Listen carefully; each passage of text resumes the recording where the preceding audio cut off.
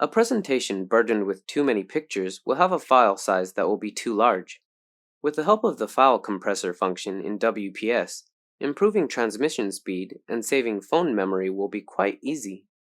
Before compressing the file, we can check the size value of the file info.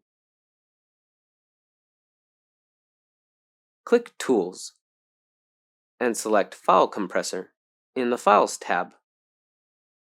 If you don't want to compress the source file directly, you can check Backup the original document, then generate another compressed file. Click Start Compression to complete the process. Check the file info again and compare the file size before and after compression. Now obviously, the file is reduced in size, while the content remains unchanged. You're welcome to compress files on WPS PC to enjoy more functions.